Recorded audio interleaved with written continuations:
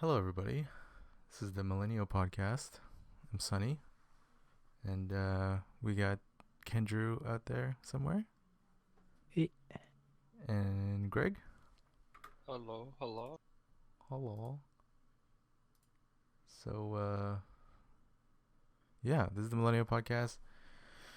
We talk about tech, gaming, politics, climate change, all that stuff, all that good stuff. We just talk about whatever's in the news, because nothing is ever happening these days. It's so boring, right? Right, guys? Yeah. Nope. Sure. uh, we're just at home playing video games. We don't know what's going on. Yeah. So, what's up with you guys? Just checking in. Nothing. Greg, you want to go first? Oh, I almost have my VR set up. Not my VR, but like the flight sim thing. I'm just waiting for the thought. Are you using it right now? No. Oh, okay. Yeah, I'm still waiting for one of the arms to mount the joystick to the stand. Oh yeah. We played some last night, right? Yep. That was pretty good. Gonna have to get a mining ship set up. Yeah, I gotta go get that set up. Maybe that's what I'll do after this. Get my ship set up. It's a pretty cheap setup, like just for like storage and limpets and stuff. Yeah. All those things. Right, Kendrew? You know all about limpets? Yeah. Who doesn't, right? And mining lasers. Yeah, exactly. How's Mining it laser. how's it going, Kendrew? Same old. Same Not old. much. Not Just much. waiting for spring, I guess. Spring. Oh man. Is it me or is it getting colder? Well, I think, isn't there like a polar vortex or whatever? Yeah. A tornado of blizzard and snow. It's gonna be so much fun. Seasons. I get it's times like this where I get why people like LA, because it's like, you know what? It's just summer forever. All the time. Yeah. I feel like you kind of get tired of it, but I guess not. Or like Australia and New Zealand. Yeah. Well, yeah, that's true. Maybe that's why I like Australia, because it like mildly has a little bit of a winter. And you don't have to deal with Americans. Well, pretty much anybody, right? Because nobody's there. It's just Australians and New Zealanders. Horrible accent. Okay. Well, I'm just gonna get into whatever we were looking at. So for Shimtech, I mean, it goes without saying that I think it's just depressing to cover the lack of GPUs. So we're just not gonna talk about graphics cards. Cause yeah, I have been on those stock trackers on Discord for like weeks, and it's just demoralizing to look at those. But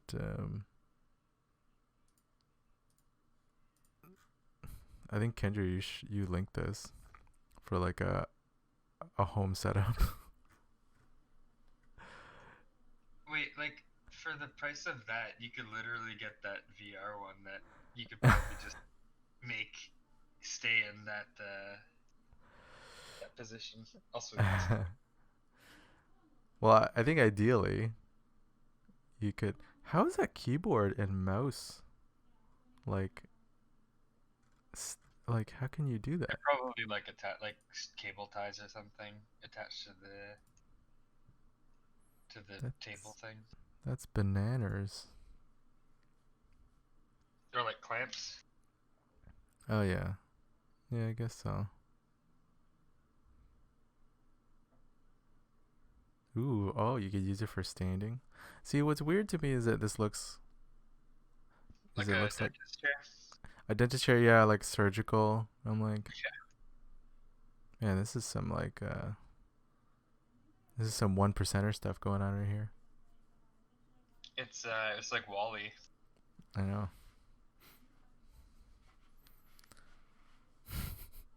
Oh, what? It's like magnetic. Whoa. Oh, that makes sense.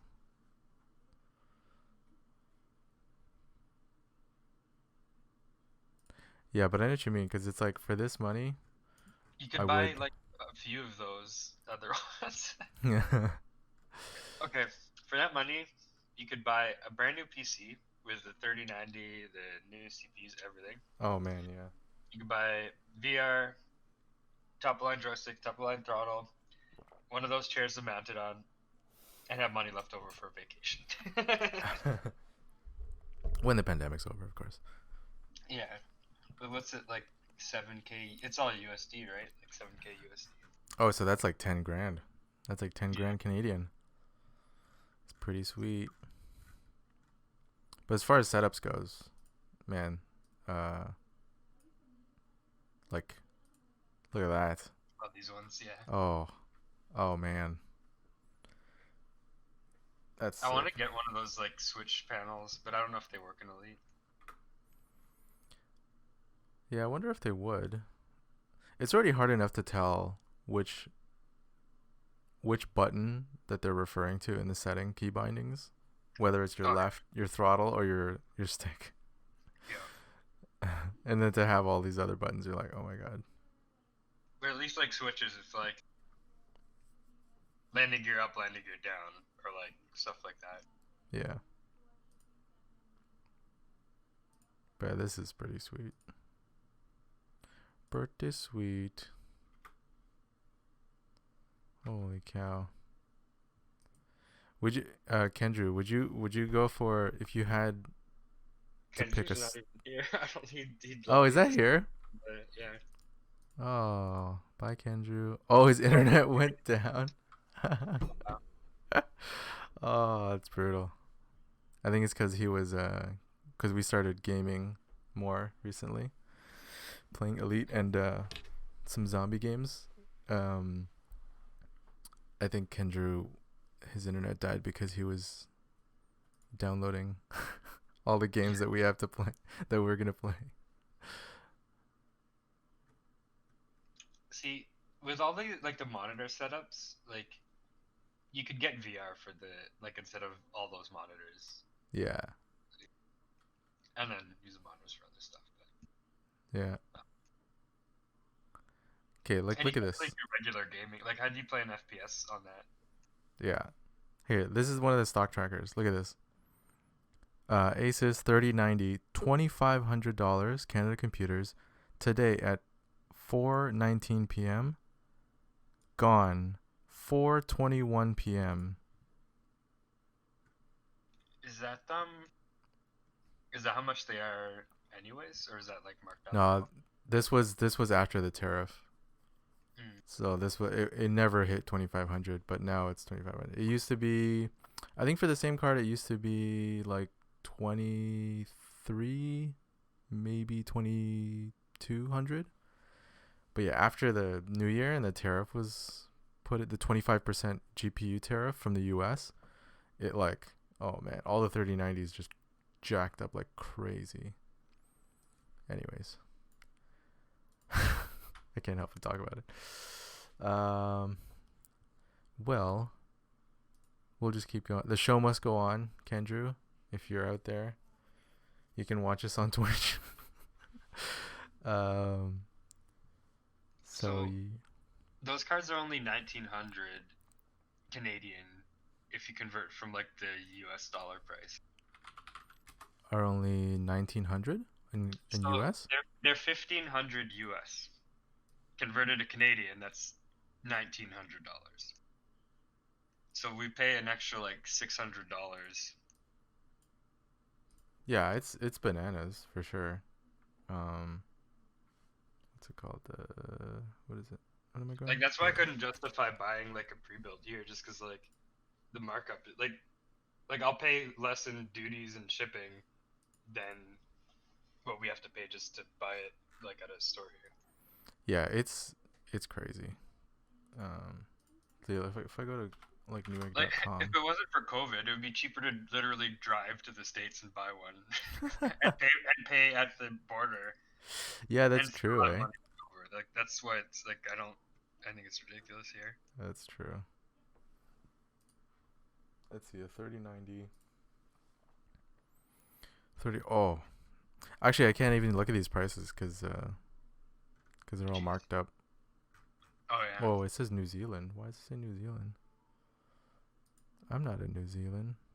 Oh, I think it was because I was looking for a friend in New Zealand for parts.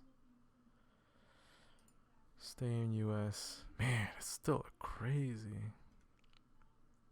1900. Yeah, it's 1900. Yeah, 1900. Yeah. That's crazy. Ugh. Yep. But in better news, so I found this documentary about from DW, which is a German-funded news network, and they were talking about secret world of the like rich people, young rich people, who want to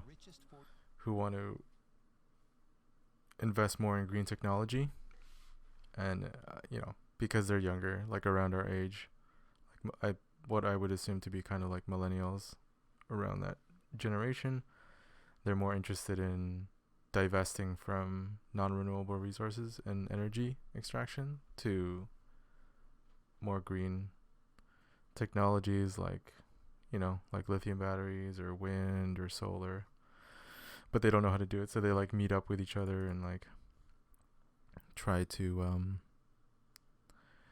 help each other not be such dicks. Which is good. I think we need some of that. I like that it pushes back against the whole like there's no money to be like green tech isn't worth investing in narrative that's been going on for the last decade plus. Yeah. Like if people are suddenly like, oh, there's no money to be had, it's like, okay, then why are billions of dollars worth of investments going into green investment? And it's like, oh well, I guess you're wrong. Like I guess there is money to be made, and like it is worth investing. Yeah, I mean, like if you want to like an even playing field to see like apples to apples, again, this is where like capitalists totally get out of hand, and they don't know how to actually compare like real costs, which is like if you actually compare green technology, so like say wind and solar per kilowatt, cost per kilowatt, versus coal or even natural gas without the subsidies Oh yeah. for fossil fuels, it's not, like, especially today, like there are constant articles and financial reports saying like solar is incredibly cheap now, so it's not even like a fair comparison anymore, where these fossil fuels are getting subsidies from the government still because they're afraid of jobs, right? Like understandably they're afraid of, people are afraid of losing their jobs, or politicians are afraid of removing the subsidies, and then these jobs are gonna get eliminated. But it's like, yeah, Or even like other, like I think there's a lot of like pensions, like teachers and stuff, they're like invested in these companies, so yeah, that's another problem, right? yeah. Yeah. Like I think a lot of the negative the negative view on these emerging industries is like more about preserving the old ones than fear of the new ones.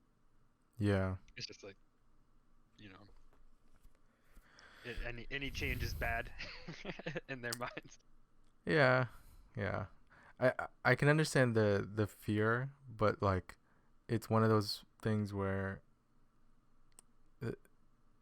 the choice, the outcome of not doing anything is gonna cost us way more Oh yeah. I than think us. people know that though. Like I don't know why that's even like a Yeah. Well, it's crazy how we have to wait until a catastrophe to do anything about it, cuz well, that's it too, right? yeah, it's the preemptive. Yeah, but if you don't see it's like COVID, right? It's almost exactly like COVID because Yeah. the alarm bells were ringing before COVID happened. It's like Yep.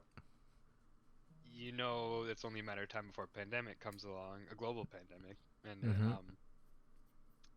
we didn't invest enough into it ahead of time because anytime if anyone had wanted to invest into preparedness or any of that, it would be deemed as a waste of money. Yeah. So no matter who did it, it's just a point of attack. Yeah. It's like political suicide.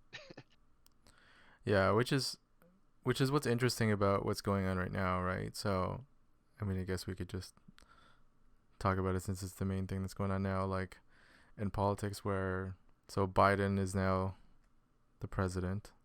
The inauguration is Now over. God King, He's now God King, Emperor. yeah, he's the president, the 46th president of the United States of America, and he is signing those executive orders. He signed 17 or 15 in the first day. Like right after the inauguration, he already went to his desk and just started going at it. The priorities being climate change, racial equality, COVID, of course. And I forgot the other one. There was like 4. But yeah, it's great. I mean, repealing the Muslim ban, climate change is back on the website and one of the main priorities again. Reversing some of the what was it? I think it was the EPA, like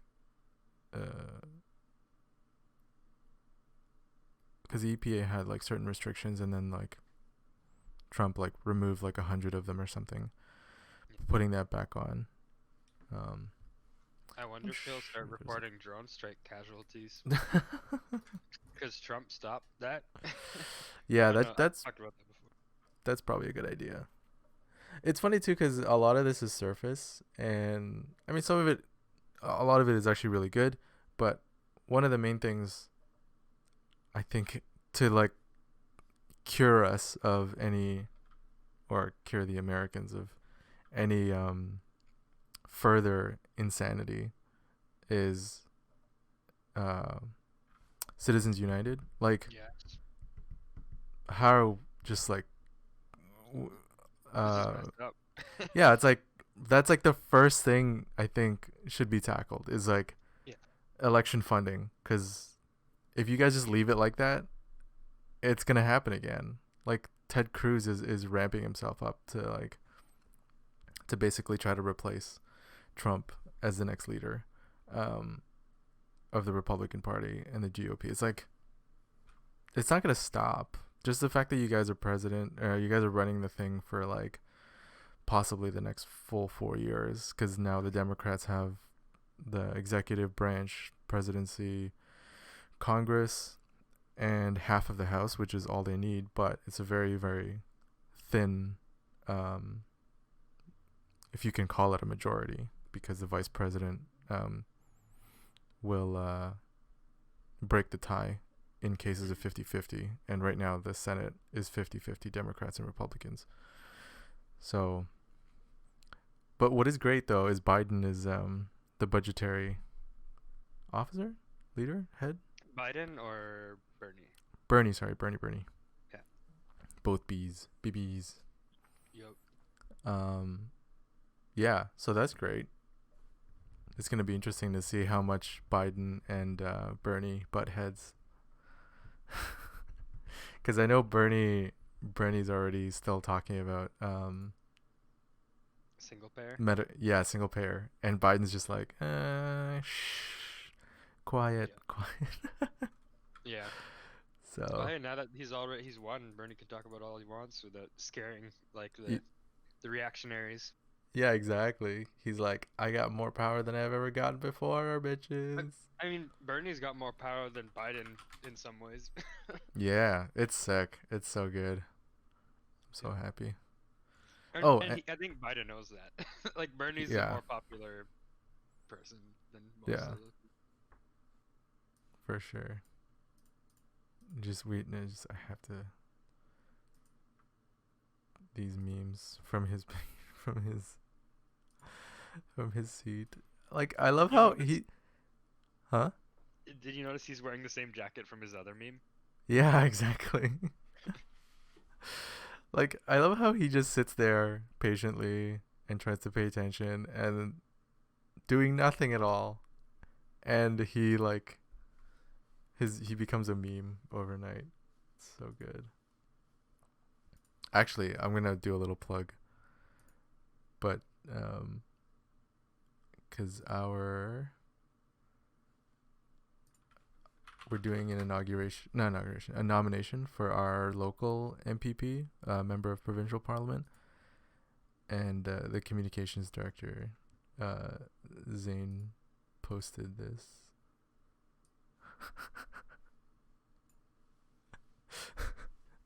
Wait, oh, I'm waiting. I'm just watching on Twitch. Um, the first one. Welcome.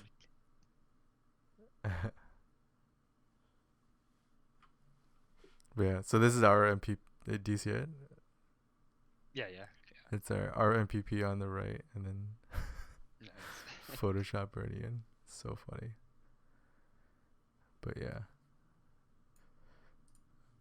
And then this Skyrim one is just it's so This good. one. It's so good. But yeah, I forgot to mention, yeah, they canceled the XL pipeline.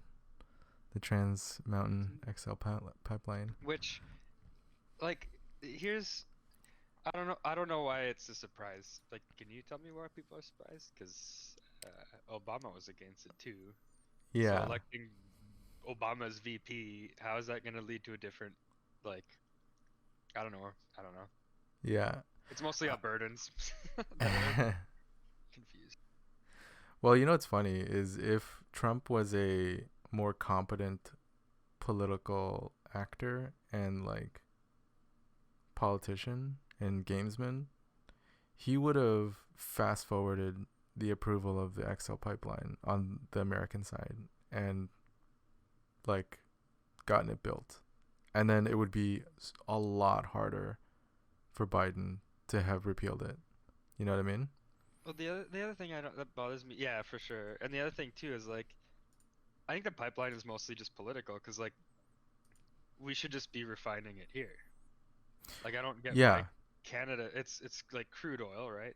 And the idea is like they'll refine it in the States. Well, why don't we refine it here? Because that's where most of the jobs come from, not from Yeah. the crude production, and then ship refined like, refined oil. Like, I don't know. Well, you know why.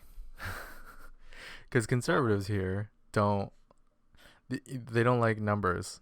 So when you show them numbers like, oh yeah, I mean it's gonna cost us a lot of money, a few $1 million for us to create refining facilities here, and to do that in a coordinated effort, it's probably best to make it a crown corporation, so a government agency.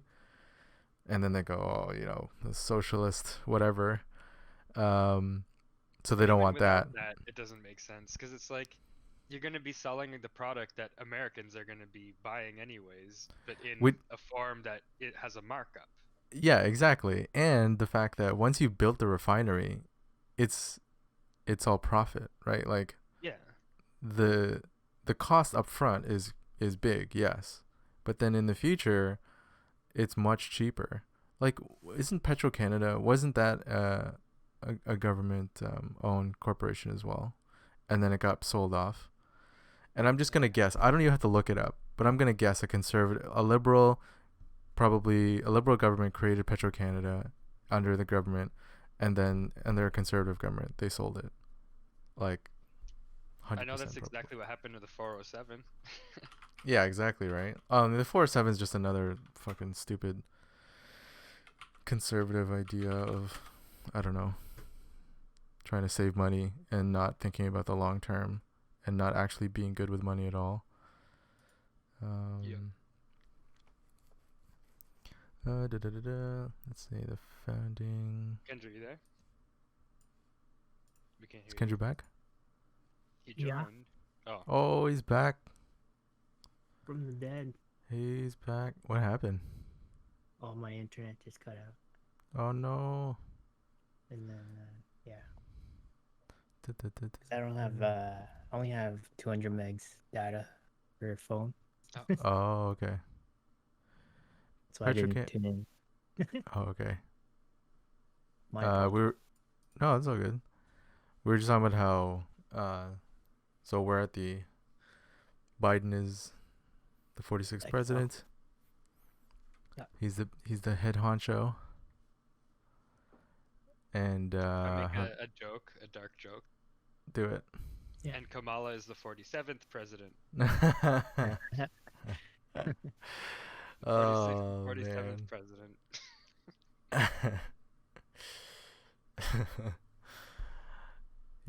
Yeah, everyone's thinking it.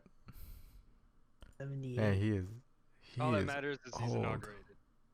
Yes, he's in, and it's all good, and all the executive orders. And then one of the executive we were talking about was they canceled the XL pipeline, and how it's kind of ridiculous that they, Canada doesn't refine its own oil, even though we have like a bunch of it. So I was just looking up the Petro-Canada. Was founded as a crown corporation in 1975 by an act of parliament. Who was in power in 1975? 1975 Canadian Parliament. Did I spell that right? Oh, I Trudeau did. Senior? I don't know. 1975, the 30th Parliament. 30th Parliament was Liberal Party of Canada. Who was the leader? Pierre Trudeau. Yeah, there you go.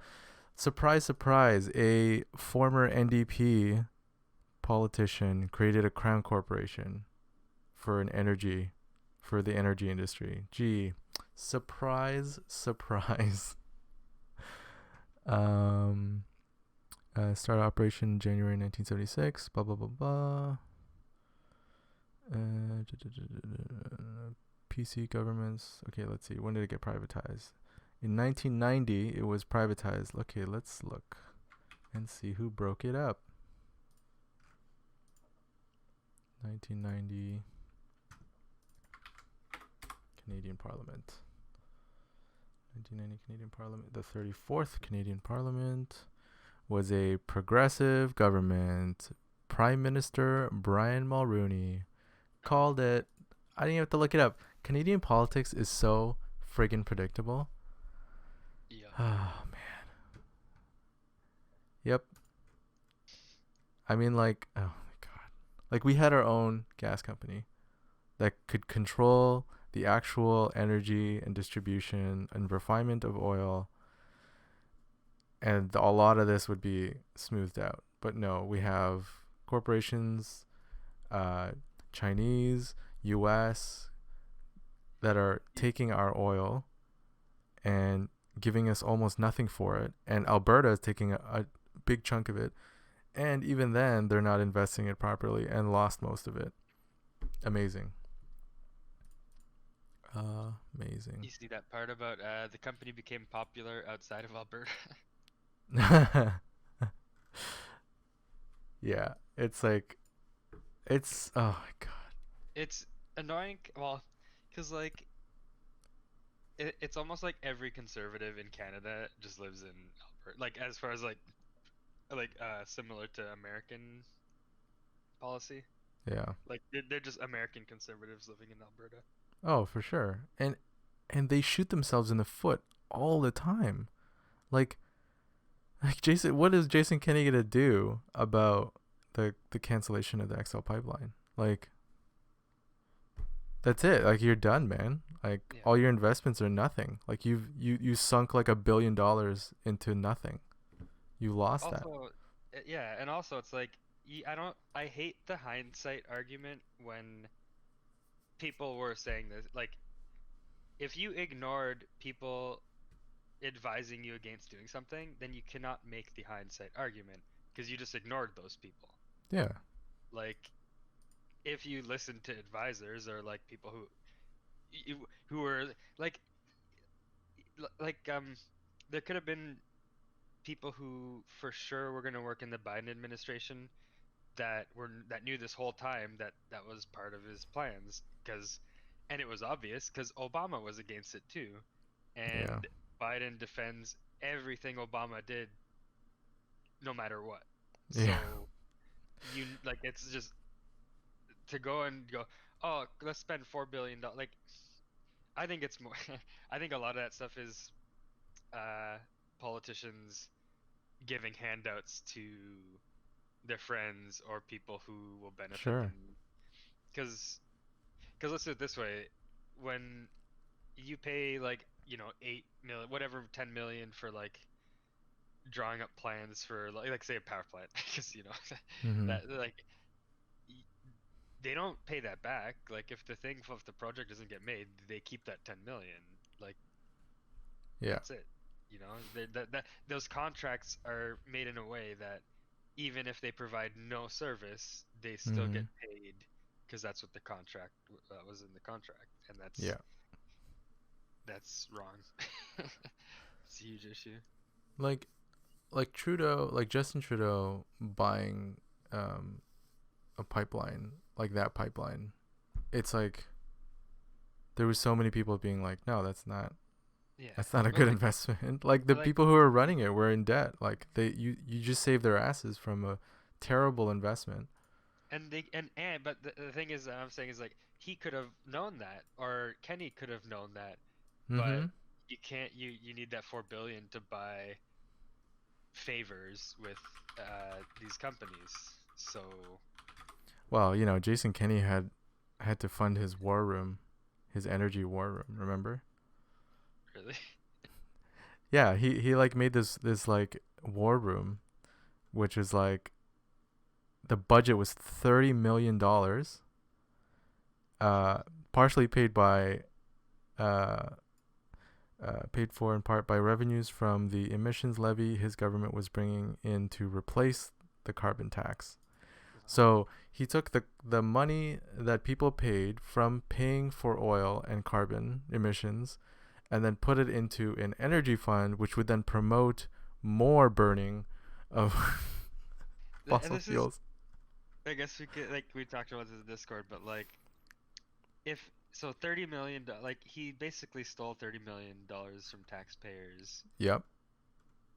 If that was you that did that, you would be in jail the next, in an hour. Yeah, 100%. So it's kind of it's double such standard for politicians that it's such a double. Yeah. It's such a double standard for conservatives to say one thing and then it's the classic do what I say, not as I do, and it's like, then what's the point? Like, especially with government, there are rules that it's equal. Like everybody should be equal under the eyes of the law and the rules, right?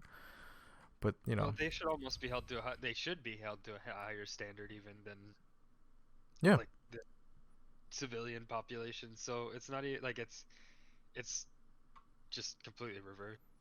Yeah, but I mean, again, back to I guess what is happening now. The fact that Biden is rejoining the Paris Climate Agreement, canceling the pipeline, making climate change a priority again, that is a hugely positive thing for the rest of the world, because they set an example and they create a lot of the emissions. Yeah. So this is good. We're moving. I love how the argument is they'll say oh, China creates emissions or whatever, and it's you could make like you could say that, and it's partly true, but it's like, what market do you think those companies are making all those products for? Like how Mm-hmm. much of China's emissions are multinational companies operating in China? Like that's why, like if they weren't there, how much less would they be producing in emissions? Or how much more Yeah. would the US be producing in emissions if they had to if all the US companies had to manufacture in the US? Yeah. And that's why Yeah. they don't, because they move overseas to skirt those laws and all the regulations.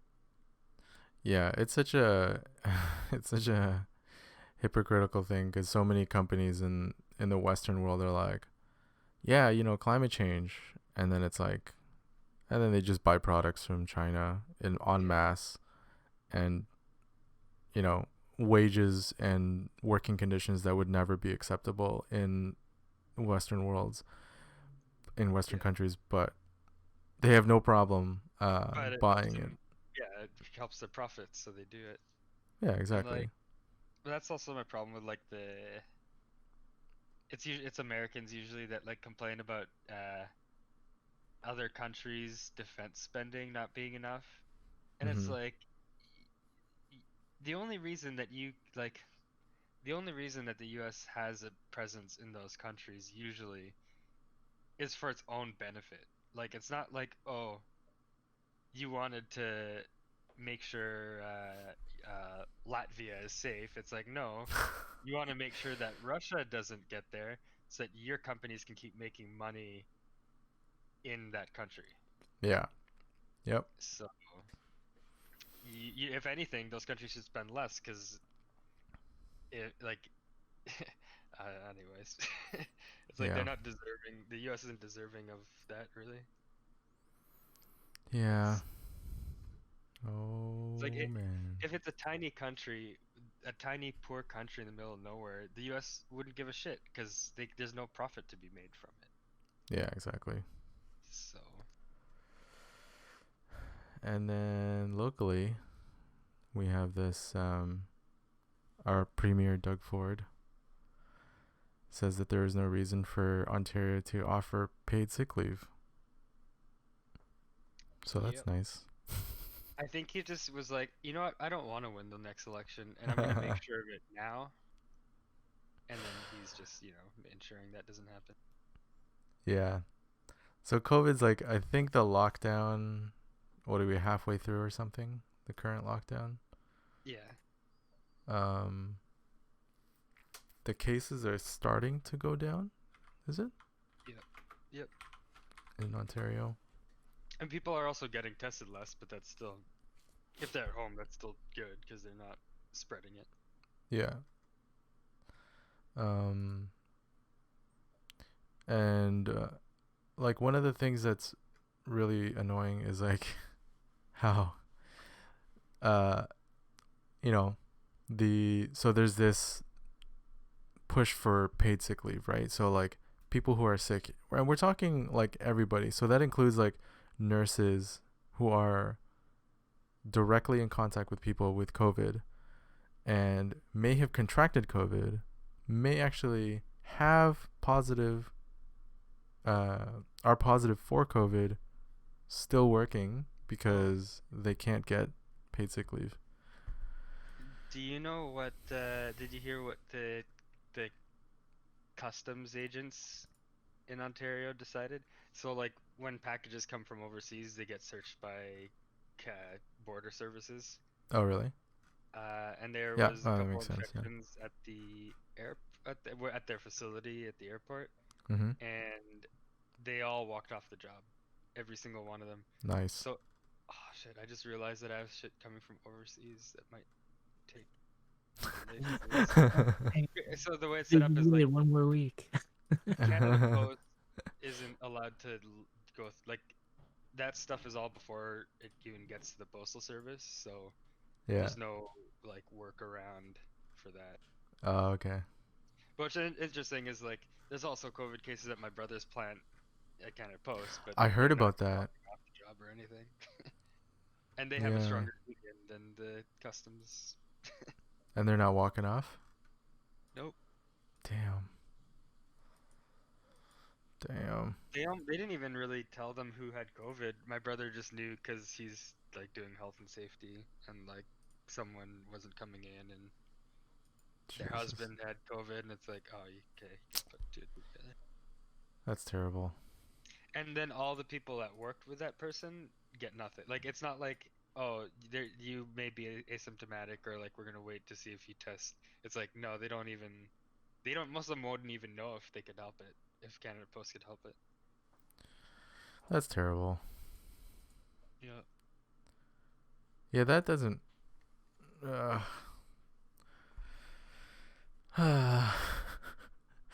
mean, okay, so I mean, the positive thing is the cases are going down, but one of the things that I find annoying is like, is that politicians like well, specifically, guys like Doug Ford will cling on to other things to make them look better, like the Pfizer delays. So Pfizer is apparently needs to take 4 weeks to expand their facility so that they can produce more. So they took a pause, and then they had to pause everyone's shipment. But then the EU complained, so then Europe is now getting some of their supplies, but Canada's getting the shaft, and we're apparently getting delayed with no actual update like the EU did on at least having some shipments come in. And Doug Ford's like, oh, I would go in there and I would call him every day and I would be up his ass trying to like bother him. And it's like, dude, you get your own problems. Like, paid sick days, just do it. Like, who cares? Not who cares about the vaccines, but it's like, you're not the one in charge of the vaccines. The federal government's doing it, and they're let them do their thing. But you got your own problems, man. Like, people are still dying in long-term care homes. He's done nothing about this. There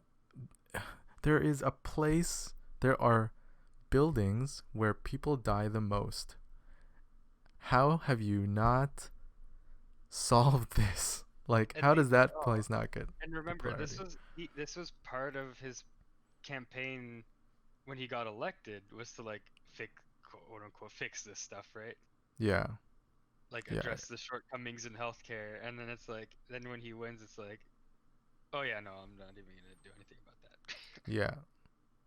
And like the guys who privatized healthcare, long-term healthcare was long-term care homes was the Conservatives. And surprise, surprise, one of them is actually a part owner. Was it Mike Harris or something? Something like that. I have to find it again, but let me try and find it. There is 182 COVID cases at the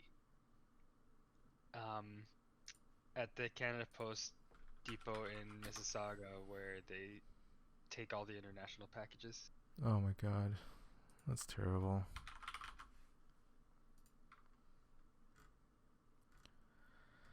That's horrible. Oh yeah, so here I did some quick math. That $4 billion that is going to lead to nothing in Alberta could have paid a quarter, like 250,000, like let's say nurses, essential work. I just picked a random number, $250,000. Mm-hmm. You could have paid each and every one of them $16,000. Yeah. Instead of an imaginary pipeline that's never going to happen. Yeah, exactly. Yeah. Aren't the Conservatives supposed to be all about like financial, like fiscal, like we're the party of saving money and like not wasting. But that's and that's the sham, right? Yeah, is like that the Conservatives, for one, care about like blue collar, white collar workers. It's like they don't. They care about themselves, which is what being conservative is all about. And then fiscally conservative, I don't even know what the fuck that means, but I would assume that people think it means fiscally responsible, which if you're fiscally responsible, you would take into account facts and actual data on policies and how they affect finances. One being the whole fucking world is warming up to the point where we're all gonna die. And if you don't do anything about it, it's gonna cost you a fuck ton of money later. It's like and then I found this. So this is the long-term care homes. The Ontario NDP made this, but it is still fact that Mike Harris, he was the one who opened up privatization for long-term care, and now he's the board and chair of a private company, Chartwell, which is raking in profits from the crisis because they manage long-term care homes. And then Mike Harris Jr. voted with Doug Ford to block grieving families from suing private long-term care homes. And his riding is currently dealing with an outbreak at a Chartwell home, which is run by Mike Harris's company. And now Doug Ford is actually awarding Mike Harris the Order of Ontario, even though Doug Ford is protecting long-term care homes companies from lawsuits in the middle of a pandemic. Yeah. So you'll never guess, but guess who was premier when the 407 was privatized? Mike Harris. Oh man. Oh man. Oh man. Man. Oh man. I couldn't believe Win, because Win is the one that sold Hydro One, right? Yeah. Like as a liberal. Well, Yeah. quote unquote liberal. Quote unquote It's liberal. like, which was also a huge mistake because hydro rates went up after that. Mm-hmm. And hydro rates went up, and then we continue to sell excess hydro to the states.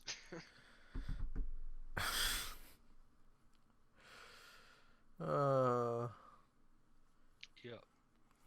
I mean, I always when Biden became president, I was like, nice. And now our country looks like shit again. It's like Yeah, it got upgraded to shit.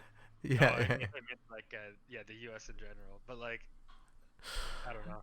yeah. This pandemic has really shown me which countries have like a lot of unnecessary extra bureaucracy that's just like Sure.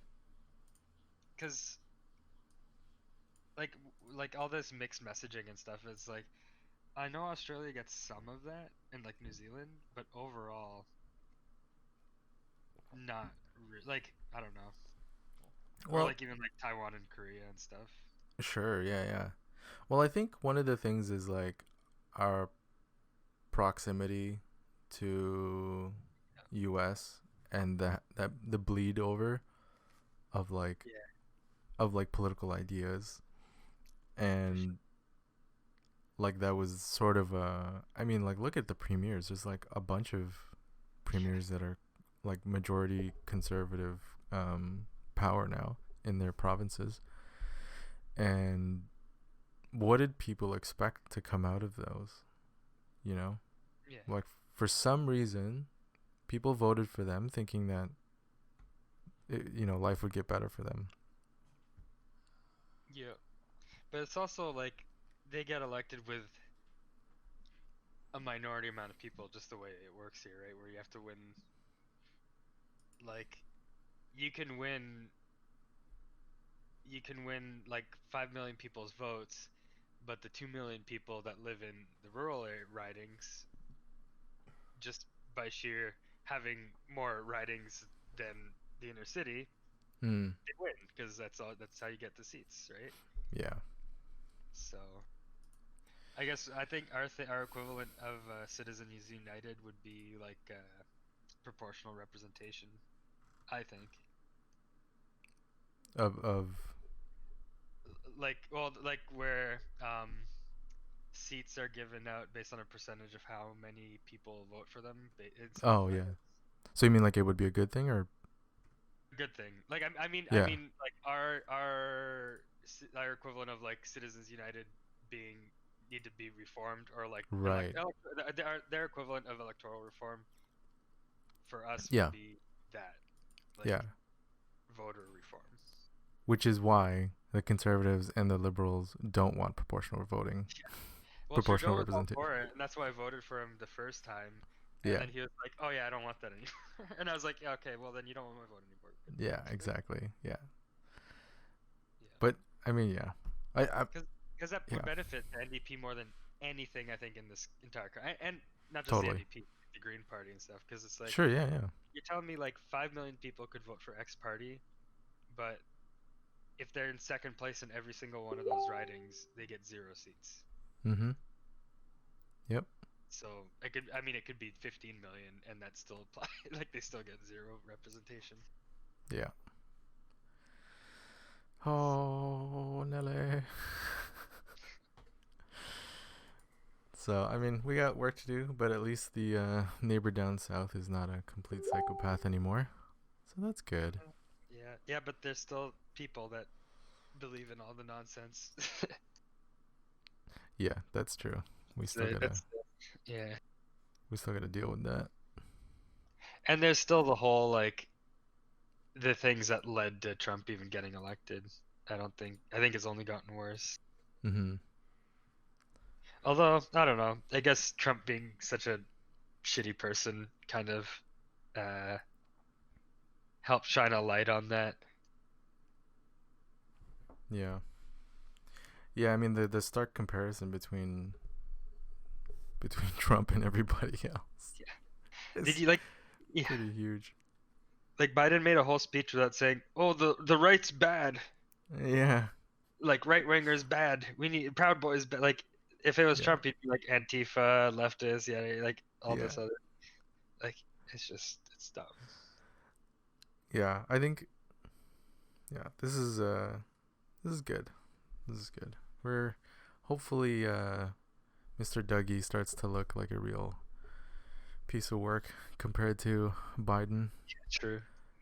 Now we can focus on some issues that are still long-standing. Yeah, that never went away, but for some reason people just didn't. Like that's the thing is like that bothers me with. I mean, it happens here a lot, but the U.S. is like everyone's more familiar with it in the world. Yeah, like it dominates. I remember when we were running our local elections, and like we had like somebody, I think it was on a call or something, and they were like, I don't want Trump to be president, and we were like, yeah, you can't do anything about that. You live in Toronto. Yeah. Like, what? I mean, then again, you could just make a bunch of social media accounts and spread, So in a way, there's something that could be done. Yeah. But yeah, not like directly or anything. Mm-hmm. It's yeah. Yeah. What are you gonna do? We're gonna play video games, right, Kendra? Kendrick's not. Oh, Kendrick hasn't even said anything for like half an I don't hour. have much to say about politics because it's all a sham. It is not a sham. No, okay, I have to push back on this because I know a lot of. I even said it a few times. You go first.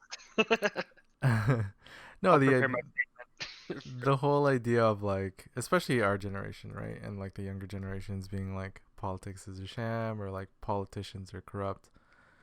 I don't inherently believe that because we're still here. Like we are here in spite of those beliefs, I think, because without people getting into politics and believing they can change things for the good, I mean, nothing would be here. Nothing you know would, what I mean? yeah, nothing would exist in Yeah. our modern world. Like if it really was inherently corrupt and like messed up, then this is the experiment of humanity is over. I'm gonna push back on both of you. Okay. I think politics is inherently corrupt, but corruption is a spectrum.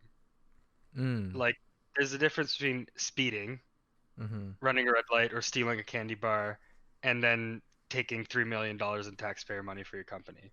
Like, Sure. so politicians fall anywhere on that spectrum, I think, Yeah. because the idea of like, what is it? Absolute power corrupts absolutely. I believe Mhm. that, but there's yeah. people who are aware of that when they enter politics. There's people Yes. who are trying to weed out corruption. Mhm. Like, so I can see why people think that, but I also think a big part of the problem is like, if you repeat it enough times, you start believing it to be true, even if it isn't. Sure. And that only benefits the corrupt people that don't want you to take part in the political process. Yeah. Like, what the best way for a corrupt politician to benefit themselves is to convince people that it's a waste of time to involve themselves in politics, because then they're completely unaware of the corruption that they can get away with, and Exactly. the only people that can fire them essentially aren't Mhm. even involved in the process of firing them. Exactly. So the only people left are the ones that want them there. Yeah. So like, I think in a way, a lot of the problems that we have are self-created because of political apathy. Mhm. And conservatives are also generally more politically engaged. So it's, if you're a liberal, it's like it's like a self-defeating argument, because the conservatives are always going to be more politically engaged than Mhm. liberals, Yeah. even if they're in the minority. And that's what makes up the difference, is just being more engaged. What do you think So- about that, Kendra? Kendrick fell asleep. Yeah. No, like I don't know. Like I guess it's not something I think about on a day-to-day basis, I guess. Sure. Like obviously when you have to vote, or like when voting comes, I mean, I do my research in terms of like what each candidate supports and stuff. Mhm. So it's not like I'm not voting. Yeah. So like, cause you know, like Appreciate not that. voting benefits what Greg was saying, where conservatives are more engaged in such, like they're willing to vote regardless for their Mhm. party. Mhm. So They I'm care more not, about winning than any policy that any conservative politician puts forward. Yeah. yeah. So it's For sure. like, so it's not like I'm not voting, but it's more just like on a personal basis. I feel like government should just focus on like regulation, just stuff that's like, Yeah. you know, like human decency and stuff. Like running Where the it's like country. Maslow's hierarchy of needs. So it's like housing, um, Food and food, just like that type of stuff, right? Like I don't need to yeah. engage in other stuff that like the governor general or whatever, you know, that type of stuff. I guess that's like my point of view, because like in terms of like the sham part, it's just like what we see every day is just like the cycle of what Greg was saying, where it's just like different levels of corruption. Hmm. So, and then like it's like you have that, and then you have like a bunch of other stuff. So it's like as a as a millennial, I guess you could say it's like, man, you can only pick so many poisons to go for. Yeah. But yeah, that's my point of view. So it's like obviously like you know, social justice and all that, like everything's good. It's just like which poison do you want to focus more on? Mhm. And politics in terms of like people like me would be like, hopefully it corrects through like our votes and whatever, but it's like it doesn't seem like it's working. Hence It will. the sham comment, but I think it will. I well, think yeah, we've yeah, just like, gotten used to like the older generation controlling the direction everything goes in. Mhm. yeah, like obviously So it's like an education thing, right? Like, yeah. um, you can tell that like people are easily swayed when they're not as educated, I guess, or like they're very um just one-sided, like they don't Closed off. Yeah, they're not open minded to anything that like challenges like their beliefs and like the Their equity opinions. Yeah, exactly. and like I don't know. It just seems like a lot of people are emotional for no reason at all.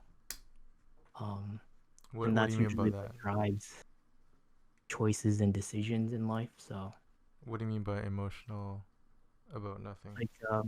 like so like you could have like a debate, I guess. So like even I'll just do the most extreme example of like Trump versus Biden during the debates. You have one that's just purely emotional ranting, right? Mm-hmm. Um, so like I don't know if everyone just kind of like looks at things in a logical perspective. I don't think we would be arguing over like is the pipeline correct or not. Yeah. It should be like based on like um so like the pipeline argument would be like environmental pros and cons versus cost versus the economy versus Mm-hmm. Mm-hmm. jobs, right? Mm-hmm. Like Yeah. Mm-hmm. versus so it's not like just because Alberta um needs the oil industry or whatever. It's like we're Yeah. transitioning to a renewable planet, so instead of just arguing over like oh we should sanction the U.S. and stuff because I think that's what Kenny's trying to ask. Yeah, he is. Which is Yeah. kind of stupid. But like, obviously, you should kind of look in like why is the pipeline being blah blah. Yeah. What can they do about it and stuff instead of just like being on that one track traditional mind that like we need this pipeline or else we're all gonna suffer type Yeah. Yeah. But thing. like These humans are like are more emotional, views. right? Like I think the only way we can get away with that is let AI control a bunch of those decisions. Mm-hmm. Yeah, like I don't know. It's just like instead of like, cause like I don't know, maybe this is just through the pandemic where I've kind of like reflected a lot on stuff where it's just Yeah. um like some people are just very fixed on what they think and what they feel. Sure. Yeah. Um whereas like and I don't know like cuz like I mean we've evolved from just being monkeys just hanging on a tree, right? So Mm-hmm. um we should continue to strive for growth and like what is growth as a human being? A human being should be like I don't know. Maybe Elon's goal is like what we should strive for. Like if everyone strive to like be technologically efficient, um, endearing and stuff, and like I mean, because like technically we're all the same species, right? Yeah. Regardless of blood, color, Yep. religion, whatever. It's For like we're sure. all just here just to chill, man. So why is everyone so angry at each other? Yeah. Yeah. I mean, yeah. So I think, yeah, I think like we share a lot of those. We share a lot of those same beliefs, and I would argue that the things that you were talking about in the beginning, where you're saying, like people should have healthcare and like not go hungry and stuff like that. Like these are, I'd say, there's a lot of the things that NDP believe, and like, uh, and the stuff that you know, um, that politics and like democracy in the political government. The idea is supposed to be to help organize and give power to people to decide their own fate. And if that actually comes to fruition and everyone actually has representation, everyone wants basic things, like you're saying, right? Like Maslow's hierarchy of needs, right? Like housing, food, clothes, um, and then like these days like mental health, in physical health, which includes mental health, and things like that. These are the things that allow you to thrive as a human, and then as a community, and then as a country. And like that's one of the reasons why like I joined the NDP. Like the only reason why we have universal healthcare was because of the first leader of the NDP, right? It's like things like that where it's like people don't even know that, and like and then people see things about the NDP or politics and certain politicians, and they're humans too. They make mistakes, but at the end of the day, like the people that I've worked with, locally, and some of the people that I met at the provincial level, and I've met like the Ontario leader Andrew Horwath. Like you can tell, like they're trying to change things for the better. Now I've never met the other parties, liberals and conservatives, or the Green Party. I met some of the local ones, but you can see when certain people, politicians, are actually doing their job, because my local MPP has engaged so much more than the actual than for example our federal MP, Adam Vaughan, who's the federal representative, member of parliament, and it's incredibly frustrating. But I think the thing is with that is, what I'm trying to say is like, take the things that you care about, Kendra, that you're talking about, and then look at politics and our political system as a way to actually implement those things. And now looking at that and then going, okay, these are the problem areas and these are the areas where it's kind of working, right? And like, for example, Greg was saying like I think what Greg was saying before about sort of like disagreeing with me and you, where it's like I do have a very idealistic view of the government and our political system and politics in general, being it as like a change for good. But by no means am I blind to the downsides of corruption, right? Like, you know, cash for access, donate political like organizations and rich people donating to parties, which is why, you know, you can have solutions for that, like publicly funded elections with no donors at all, and equal access for elections, proportional representation in voting, things like that. There are solutions to the certain problems, but if you look at the difference between political systems, you can see what works and what doesn't work, and you can try to improve that. But to improve that at all, you have to engage in politics. And once you get into it, you'll see that it's just made up of people like you and me. Like, it's made up of people like you and me who are trying to get these basic needs like met. Yeah, it's so, I don't know, for me it's like it's a constant struggle, but the fact that you vote, Kendrew, is what it's like I really appreciate that, because a lot of the people that I've talked to in the last I'll be back. election, I can hear you guys. Sorry. AFK. yeah, a lot of the people that I've talked to at the last federal election was like, yeah, they've never voted, because they thought it was a sham and all that stuff.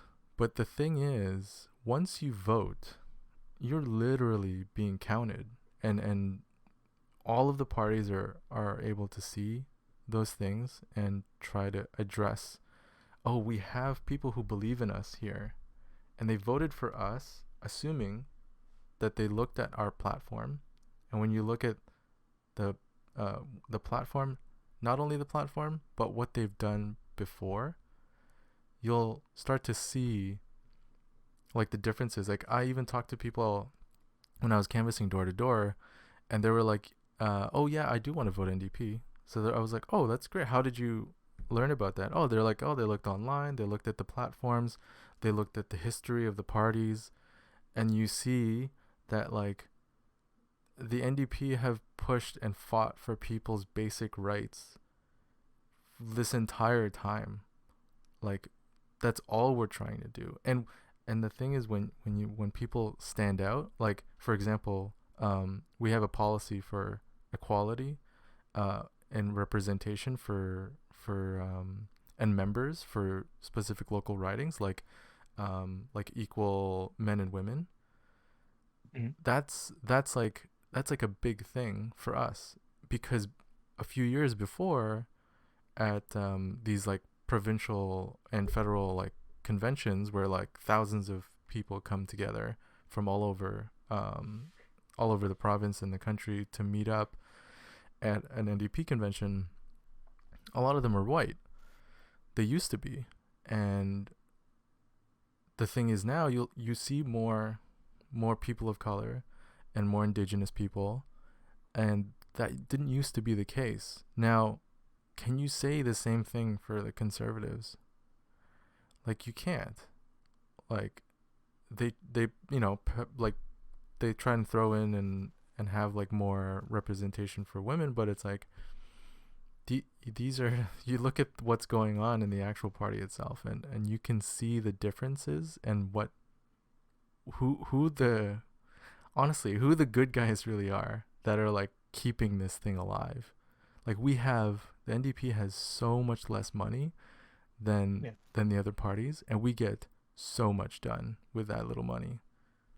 But I don't know, that's the thing with me, because like I was pretty depressed about like politics as well, and I was very into politics for a very long time, and I used to vote Liberal when I was in high school, and nothing ever happened, and I switched to NDP because I saw that what they were actually doing and what they've been pushing for many years, and a lot of members that I've talked to have done the same thing. They used to be Liberal, but then they realized that the Liberals, they're the ones who make it look like sham. Because they promise people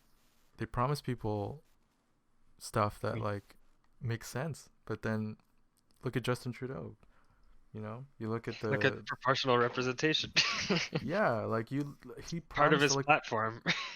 he promised electoral reform. They formed a nonpartisan, multi-party council that gathered information and wants and needs from the entire country, and it was completely rejected by the Liberal Party federally. And Justin Trudeau had nothing to say about it. It's and those details I can understand are hard to look into, and I think that's one of the main issues is like communication. But I think that's why I'm in like I try to work in the social media department in at the party, is because trying to figure out how to communicate these things with people. And that's why I think like these Instagram posts are really great, because graphically it just kind of sums up what you need to know, and it's funny to a depressing degree, but yeah. I don't know, what do you think, Andrew? I guess going back to that point, it's just like, if they're not voting, then obviously they're pretty much just throwing their ticket away, right? So that part I obviously don't agree with.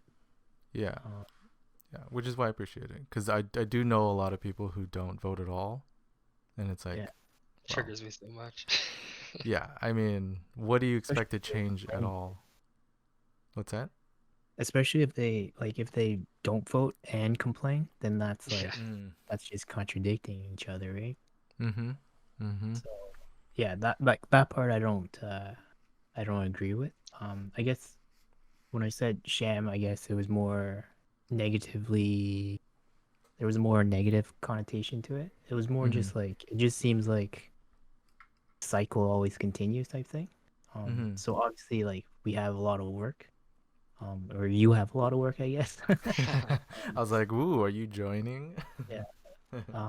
But like, I guess like for me, it's like, obviously I'm gonna stay educated on these issues, but it's For like, sure. I'm gonna pick my poisons instead of this poison, I guess you could say. But yeah, obviously, it's tough. And like, when you were talking about like the financial, I guess, differences between each party, it's like, capital is power, right? And I think Chamath said this too. Capital is power, so if you can obtain capital, that's where you can get power. Yeah, and that's why I think it's sort of silly that the like elections have any attachment to finances, Yeah. like that's kind of stupid. Like Yeah. that's actually really stupid, because Yeah. why would democracy have anything to do with you having money? Like Yeah, like I like put it in a different context, right? If the Oscars went to whichever actor paid the most money or got the most money from other sources, you'd be like, "What the? This is a joke." It's already a yeah, joke, but That it'd be happened, though? what? I'm pretty sure there's like a popularity contest for Oscars too. Well, but that's what democracy's supposed to be at its core, right? It's just a popularity contest, not a Mhm. money, not a who has the most money contest. yeah, and But then we've also in this world you can buy popularity now, so that's another Society, issue. yeah, society now is like if you have money, you're popular, right? Yeah. yeah, and maybe I should explain further when I say like elections being publicly funded. I guess this is sort of more of an idea of mine, of where it's like, um, let's say we had to have, I think in Canada the election cycle is the election period is maximum. I think the most it's ever been was 2 months, but I think Harper was the one who pushed it to 3. But let's say 2 months, right? In 2 months, when an election is triggered, what we call when the writ drops, and the parliament is dissolved, the election period begins. There should be a debate let's say at least every 2 weeks. Every 2 weeks on a let's say the CBC, because it's government run, a debate. Everyone is given equal time. Everyone is there who can prove that they are polling to even have be able to win a seat in any of the ridings. That could be, the threshold can be pushed up or down, because then we don't want like 10 parties up there, unless they really have a chance. But let's just say whatever, like top 5 parties get a chance to debate every 2 weeks on the same channel. No commercials. Debates like whatever 2-3 hours long, and like standardized exposure to the population. No one has more or less exposure than any other party, and that's equal. Like that sounds equal to me. And everyone gets to look at each party and what they stand for and their policies. That's sort of standardized exposure to what's going on, and then out of that you can go look at their websites. They all are allowed to have a website. They're all allowed to, whatever, have like a social media account or whatever, and they can do that, but they can't like buy ads, That's sort of the idea that I was thinking, where it's just equal exposure. I agree. Well, It's my the question fact with that, my follow-up is how do you fund the how does campaign funding work? Is it like a fixed Yeah, amount? Is it based on support or seats or what? I think yeah, this is put in where I like a guess max, what's that? put in a max, like max amount you can donate. Or that, yeah. Well, Would yeah, that there's work? because we have maximum donations right now. It's $1,600 per riding, and then per central party. But what I was thinking was just like no donations at all. Like it's just tax funded, and it's very little. Like it's like Yeah. And it should be really like that's like yeah. I don't like the only reason why it costs so much is because we're friggin' buying ads from Facebook and yeah. buying commercial spots on CBC or whatever, or Yeah. whatever Well, other like CBC should be CTV. the only place really that has that because it is Yeah, government.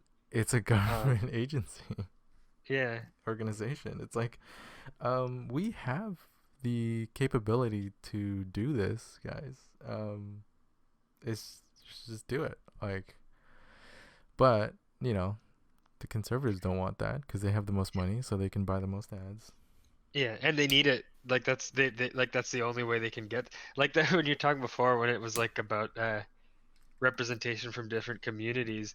The only time the conservatives can get someone to speak on their behalf is if they've paid the person. Like the person's never there, as far as I notice, is like they're never there promoting something that will benefit them. They're there because they've already benefited by being paid or incentivized in other ways to do that. Yeah, like wasn't I love how forgettable conservatives are. I don't even remember what the last guy because he got in trouble Andrew for Scheer. yeah, Andrew Scheer, because he got in trouble uh for like his like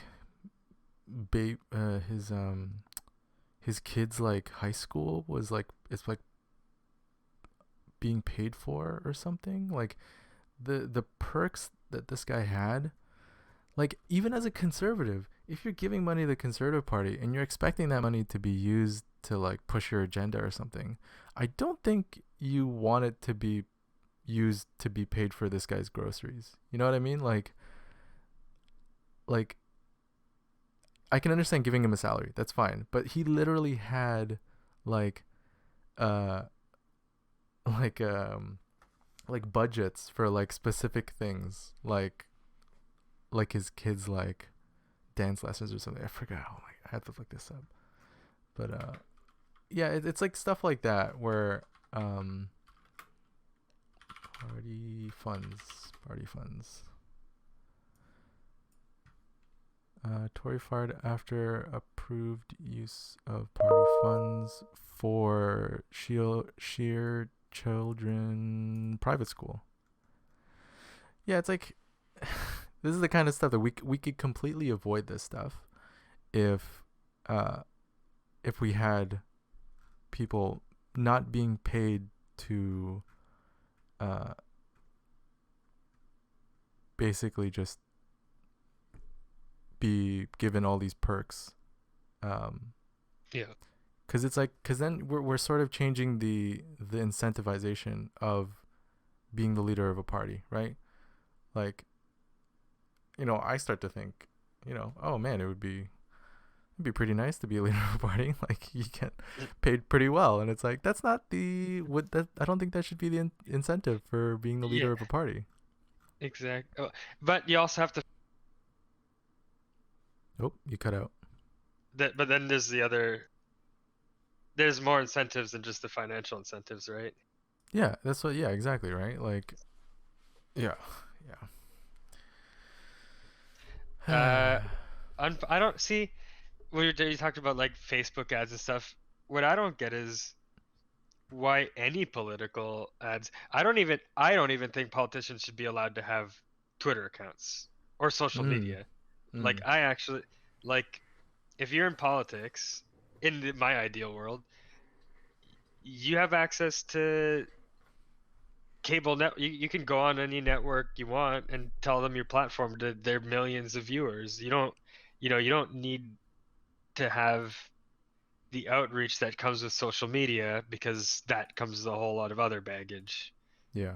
Like, fake news and bots and just flat out like organizations that put out your fake like advertisements on your behalf and stuff that aren't necessarily accountable. Because that's the other thing is like, so and so MP isn't allowed to have a Facebook account. That's fine. There's all these other marketing companies that are gonna put out ad campaigns that benefit or hurt that just as a workaround. So like, yeah, I don't really think that the easiest way to solve that is they don't get to have social media. Period. Yeah. Yeah, I mean, thing. Yeah, go ahead. Oh, yeah, there's another thing. Politicians can only invest in index funds instead of individual stocks. Oh, I mean, hey, that would actually. Yeah, because then they can't like benefit anyone, right? Yeah. Yeah, and these are things that you would assume are like things, like are actual rules. But some of these are just sort of like, yeah, I mean, we trust that the politicians aren't doing this, and it's like, guys, Yeah. John, yeah, my friend. Trust me, yeah, John. but it's like these people are human. If they can do it, they're going to do it. That's why we have rules and regulations. That's why the free market doesn't work, is because you need regulations, because people are irrational and they do stupid things. So you just, you know, put some rules and de-incentivize certain things, and then they won't do it. It doesn't Yeah. mean they have to go to jail or anything like that. It's just, you know, it's a little bit of a warning, a fine.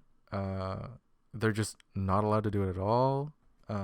They lose their position in the political party if they do certain things. It doesn't end them. It's just they can't participate in this particular like mechanism of democracy because they've broken the rules or something. It's like Yeah. there are ways to do this that doesn't have to ruin people or like certain things, but you do have to put in rules that are enforceable, that are enforced, so that we can have a belief that the system works, right? Like it saddens me when people are so cynical about politics, but I completely understand it, and that's why, like, you know, reforms should be made. Yeah. I agree.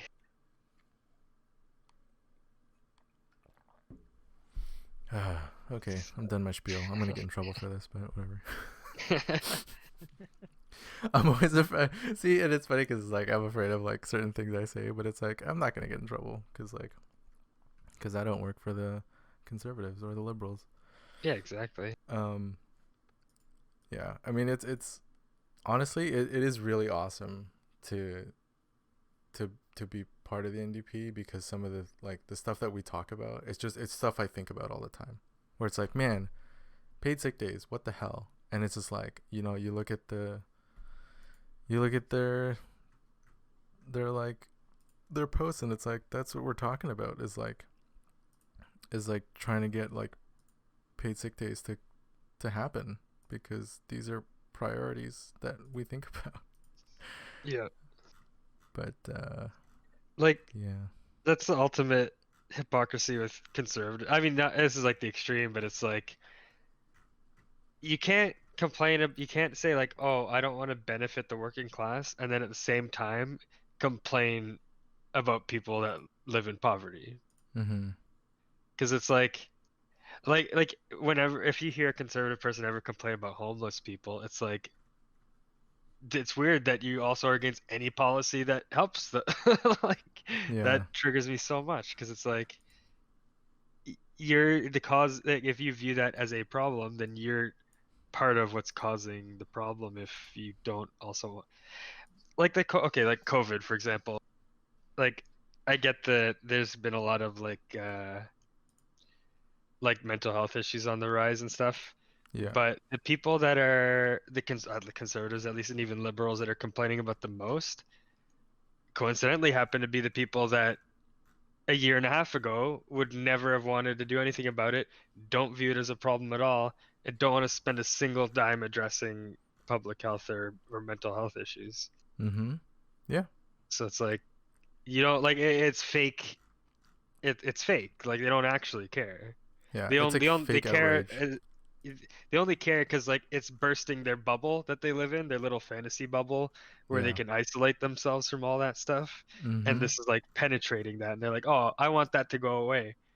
Not, they don't want they don't want to fix those issues for other people. They just want to think about it less, like affecting them less. Yeah. And that I find triggering. Yeah. Yep. Yep. Yep. Fight the good fight. Did you see this though? The voting intentions for 18 to 38. No. Oh. Recent Voting poll? intentions for NDP. This was a poll from January 15th to 17th on 338 Canada. federal voting intentions for age 18 to 34, 36% NDP, 25% Liberal, 22% Conservative, and 9% Green. If they vote. But that's, Yeah. I mean, I don't know if 18 is I don't think 18 is millennial. But anyways, yeah. I mean, a big chunk of that is millennial. And then another thing that I think millennials would identify with is we're asking for, the NDP are asking for, Ontario NDP are asking for freeze on OSAP debt payments, because I don't know if you guys know anybody that's still paying OSAP, but they're like going hard on like trying to get people to repay their OSAP debt, like right now. What? You know? And it's like, you not know that people are, does the government not realize that there's a bunch of people unemployed and that there's a lockdown? Like, are you kidding me? Like, how is this not frozen? Like, it's not like they're not going to pay their debts. They've agreed to pay them, but they can't pay them if there's a global pandemic on. Yeah, and they've lost exactly. their jobs. Like, 2 lockdowns. 'Cause and 2 they can't lockdowns. get their shit together. Yeah, it's it's just like things like that where it's like, yeah, like who else? Please, someone show me like a liberal or a conservative talking about this. Doesn't exist. Yeah, it's like, Buddy. man, I don't understand why anybody would vote liberal or conservative. I mean, I do, but I don't. At least, like, yeah, yeah. I don't know. This JT's hot, bro. Yeah, I mean, he's a good talker. Again, it was like people talk about one of the reasons why he got into, or at least was scouted as like a political potential, was during his dad's funeral when he spoke. I was like, it's a beautiful speech, but I think there's a big difference between that kind of speech and the speech that Obama gave at the Democratic convention. It's like, the guy was talking about his dad. Of course he's going to talk about it passionately because it's his dad. Yeah. His dad died. But like, Obama talking about what he would do for the country and like, like politics and democracy at a convention for politics, that would be more convincing to me than JT, Justin Trudeau. Like, I don't know. It's weird what it's a popularity contest, I guess, like, which is essentially what it really comes down to, like we were saying, which is the part that I kind of hate the most about politics, which is why I try to like, I identify with the sort of aspects of electoral reform or political reform that takes it away from being a popularity contest to being like, who is best suited for the job. Like, politics should not be this exciting. Yeah. It should be boring.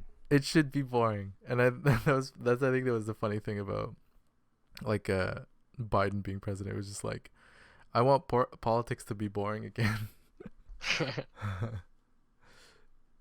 Yeah. It's somewhat getting there, I think. Somewhat. Yeah. We'll keep it going. Anyways, anything else you wanted to touch on? About that huge trade. What trade? Never mind. I know.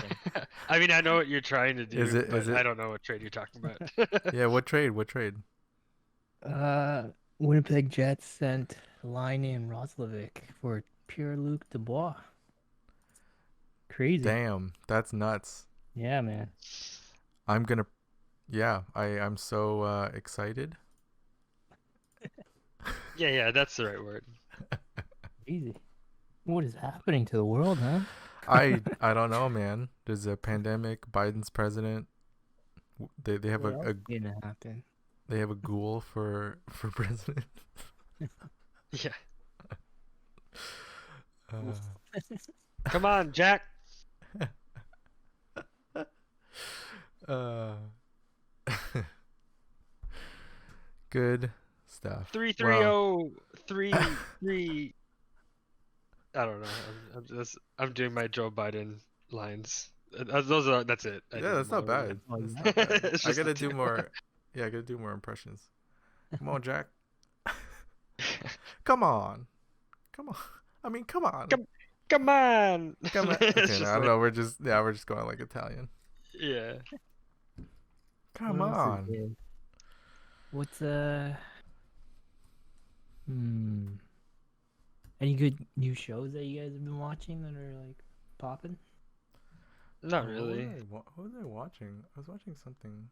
Oh, have you guys seen Wandavision? No. No? Is it good? Well, I only got to episode 2, and everyone's kind of been asking each other what they think. So I was wondering what you guys think. But are you guys gonna watch it at all? I don't even know what it's about. Yeah. Disney, Yeah. Marvel, Wanda, and Oh, Vision. probably not. Okay. So Andrew? you can spoil it for me. Okay. I might watch the Falcon one. Okay. Okay, well, spoiler alert, just in case. It's really weird, and like, especially the first episode is kind of boring, and it's strange. Like, so it's in black and white. It's like they're in like the 60s or something, or the 50s. I assume the 60s. And they're like, they move, like Wanda and Vision move into like a neighborhood, and they still have powers, but like it's like set up like a TV show from the 60s.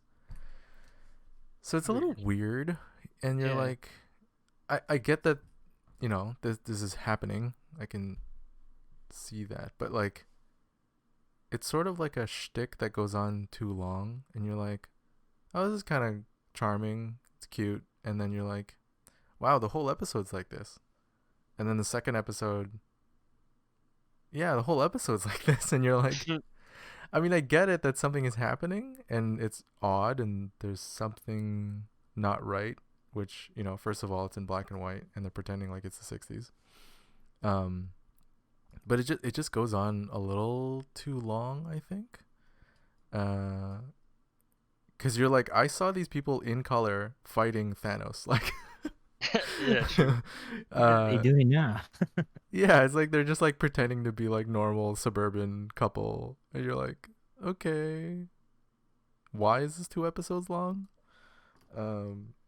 So I assume at the end of the second episode, more color comes back, and you can tell there's some imagery of like something like the outside world trying to get in, and you're like, okay, I hope this is over soon, because I don't want to watch a black and white like married couple in the 60s for like an entire season. Yeah, so that's where I think it becomes weird, especially from like a marketing view, where it's like, let's say somebody got Disney Plus and then watched a bunch of Pixar movies and then was like, oh, let's watch this TV show, and they wanted to market it to like a bigger audience. I think a bigger audience would be even more like, what the fuck is this? Yeah. Like, it's really weird. Like, as like a fan of like Marvel stuff, it's like, okay, cool, like I can see imagery of like Shield or like some sort of other thing outside happening. Maybe Wanda's stuck in her own head, Vision's dead, so maybe she's comforting herself by making this like simulation, and then things like that. But it's like, that's like a lot of thinking for, I think, for a bigger audience. So maybe it's just for the nerds. So I don't know. It's a weird show. I don't recommend it for a lot of people. But if you're interested in Marvel and you want to like get into it, I guess you could definitely give it a shot. I'm gonna watch the whole thing just because I want to know what the heck is going on. What's happening? Yeah, and I feel like Big that's how, most shows are running now, where they're like, you're like, I don't know what's going on, and I don't really like this, but I want to know what happens. Did you guys watch Attack on Titan? No. Oh, right. Yo, this final season is like pure hype, man. Oh, damn. Okay, yeah, I gotta catch up on that. Pure hype. I'm a few seasons behind. Highly Oh, recommend. yeah. The last few seasons are really good. Like they're not even like they don't drag on too. It's not like Dragon Ball Z, so it's like sick. Yeah. shit happens like every minute. Yeah, because I was reading a little bit of the manga after the last season, and I was like going ahead, and I was like, wow, it's like really picking up. Yeah. Yeah. Highly recommend. So is it Cool. season 4 now? It's the final season now. I don't know what number it is though. Okay. Because I was just wondering if it was like a season 3 and then a break, or yeah, I guess it's a new season. I will look it up after this, because yeah, that's what I keep forgetting to watch. I've been busy playing my VR. That's why. VR. Yeah. Going into the virtual world. Are there any like big games coming out for VR? Do you know? Or like next gen? I'm just waiting for Odyssey for Yes. for Elite Dangerous, the Elite expansion. Yeah. I was actually curious if there was any new PS5 games coming, or new For VR? no, just like general next gen games. Oh, in general, yeah. Maybe let's do that. Let's do like a future look into 2021 games. I heard Cyberpunk got another update, but I don't know how good it is. Yeah. Still seems like a 2022 type of vibe, doesn't it? What do you mean? Like for them to like fix all the wrinkles. Yeah, just Is it- might as well. Like when did Witcher 3 become like super good? Well, I think wasn't Witcher like really good when it came out though? That was like the thing that it was good like already. That's how they got like most of their recent popularity, was because that was so good on release, I think. Yeah, Gotcha. and that's why this is so crazy. Actually, there was a thing that they sent recently that they only started actual production of the game in 2016. So Even though they were like marketing it for like 5 years before that. Yeah. Like that's a huge mistake. I mean, I don't Yeah. think you have to be a genius to yeah, oh man. Marketing and hype is just so out of control these days. Like, believe nothing from companies now. Like, just don't. Like, if they tell you, like, whatever, we're gonna come out with like the most next gen, insane, open world, real time VR game you'll ever see. It's like, oh yeah, that's coming out in like 10 years.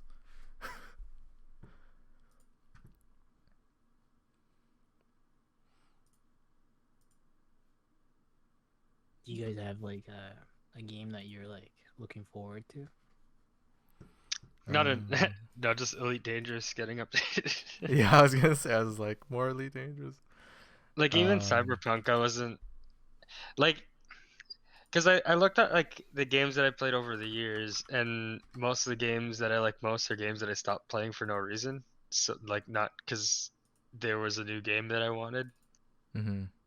So I've mostly just been going back and playing stuff that I enjoy that I already have.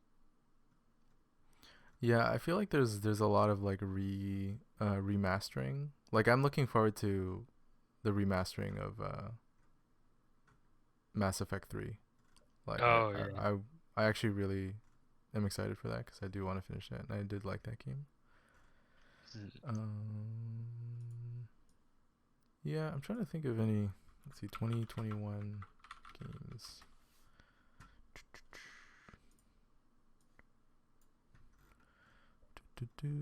Hitman. Is anybody into Hitman? I've been thinking about playing it, but I haven't really. Yeah, there was some reviews because that came out recently. Hitman 3. Yeah. I haven't played that in a long time.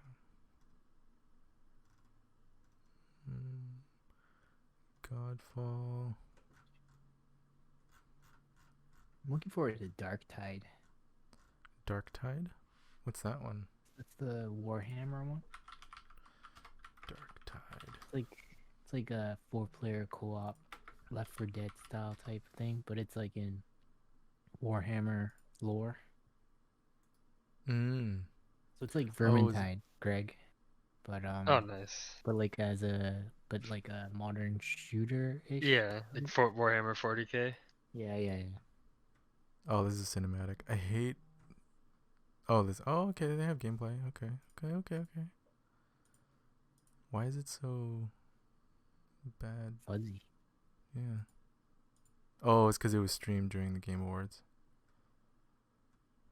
Like even like I played a lot of Path of Exile and Diablo, but even thinking about playing them again, I don't really want to. Like Yeah. I have other like I have Warhammer Martyr, which is basically the same. It's an ARPG set in 40K.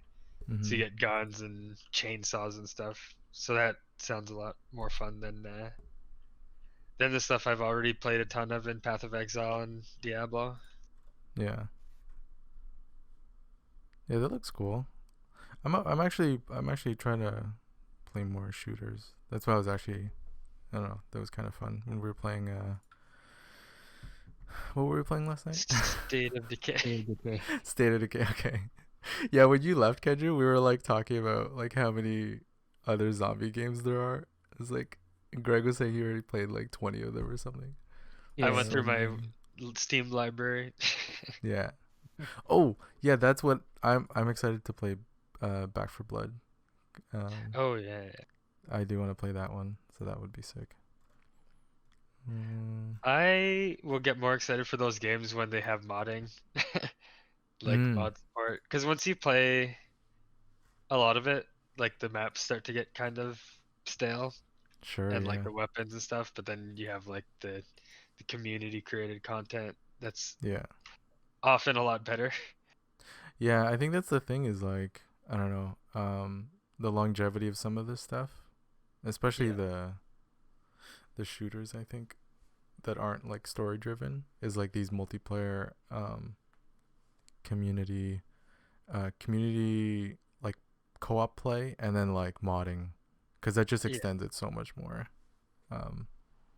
Yeah, so that'd be fun. This game looks It's really like good though.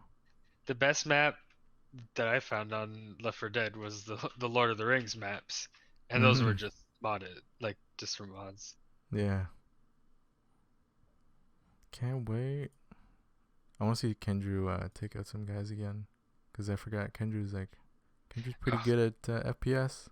Kendra, I figured out how to get a lot of ammo in State of Decay, so we can use our guns and not have to worry about like not having Try any it out bullets left. tonight. Yeah. The medium. Hey, Super Mario 3D World.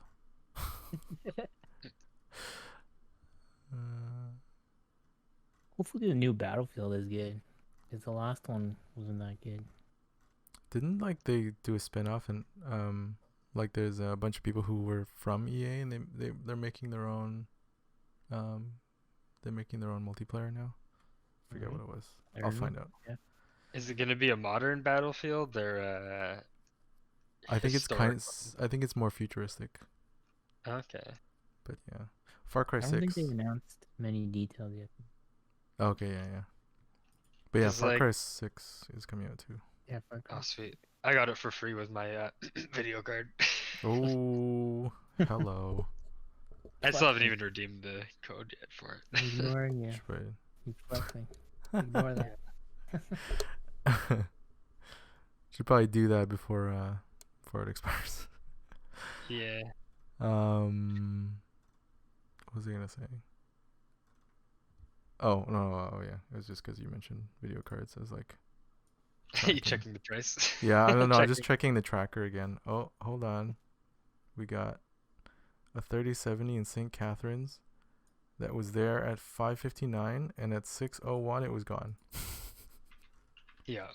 The 3090 It was probably gone like even sooner, but their system doesn't update. It probably updates every 2 minutes. Yeah, exactly. Oh, here we got. Oh, we got one in stock in Kingston. Oh, If I click that's this, gone. if I click I this had a 3070. in Kingston, how far is Kingston? But 3 hours. 3 hour Why am I drive. 3 hour drive? How? Why am I even looking at this? Watch this. Watch this. Look, I'm gonna add to cart. I'm gonna view Ye- cart. Proceed to check out. Oh god damn it! I have to put my password in. You're like, why am I looking at this? Because you're gonna buy it if they. I know you. I know you would take that 3 hour drive if they actually. Watch had it. this. Watch this. It goes through. Oh no! It didn't go through. Is it still there? Okay, it's still there. Add to cart. I signed in. Go, just fucking go. Oh my! I already signed in. Oh, I can't confuse. Oh, see, it's gone. That's how they get you. Remember the South Park thing? And it's gone. Like, Boom. See Get that? it? It's gone. Boom, it's gone. I hate. I've been doing this for like 2 months. Oh man, this is so. I've just and then, decided I'm never going to Canada Computers again. and then you go. There's like a vent out, hangout, and it's just people just being like, "What the hell?" There's a 5A. Yeah, I love it because people put like emojis. I'm just gonna be like, cry. Yeah. Yep. Don't worry. One day, maybe in 2022, I'll get a graphics card. The 40 series, right? What's that? The 40 series. Yeah. You think they're actually gonna release a 40 series like this year? I don't know. Nah. I'm just joking. No way, right? No way. They're gonna There's probably no do the way. TIs and all that, like all the other. I think they reintroduced the 2060 or something. Yeah. The 2080s as well, I think. Right? 2070s, 20 Something like that. But they're like something going like back. that. It's so crazy. It's probably because it's a different chip, right? Like like they don't have to go through TSM, maybe. I don't know. I think the new ones they are. No, I have to look it up. I'll have to look it up. It's funny because if you look at 3090, there's this one that's in stock, and it's always in stock. And the only reason why is because the only store that has this. Oh, there's one in Ottawa. Because the only store that had it for a while is in Halifax, and because of the lockdown, you can't just drive to Nova Scotia because the borders are closed. So funny. Those I like how Eastern even What's that? even Kendrick? within Canada, you can see which provinces are more competent than the Oh, others. I know. We were saying Kendrick.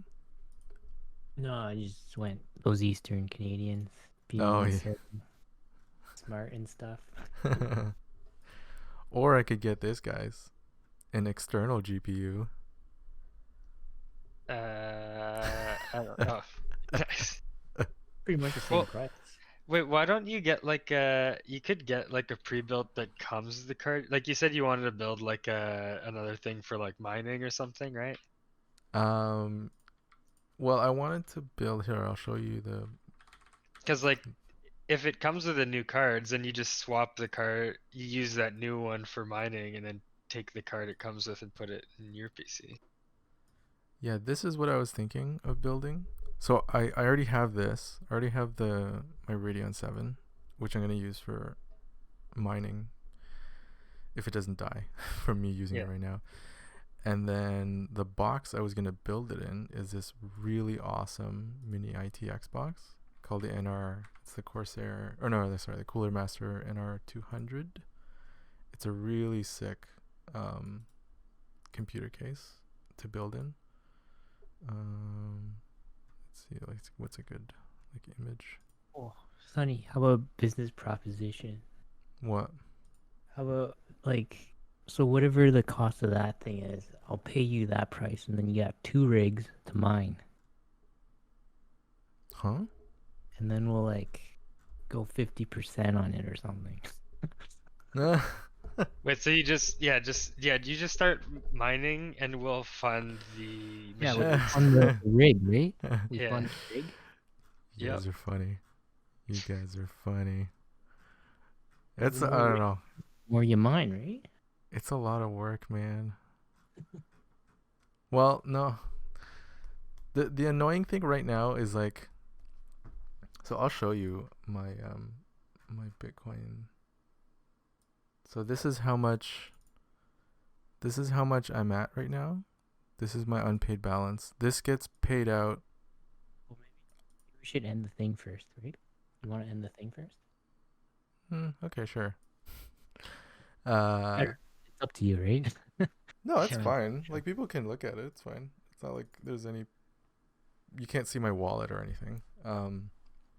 So this is how much I've worked up to so far, and I only get paid out when it hits 0.05. Switch the window. if Yeah, you will. yeah. You can only see your browser. Oh, on Twitch you can't even see it. What am I doing? Yeah, but in Discord either. Oh, you can't. Oh, okay. On Twitch is a black screen with Discord, and then on the other one it's just the Just the case right now. yeah. Oh, okay.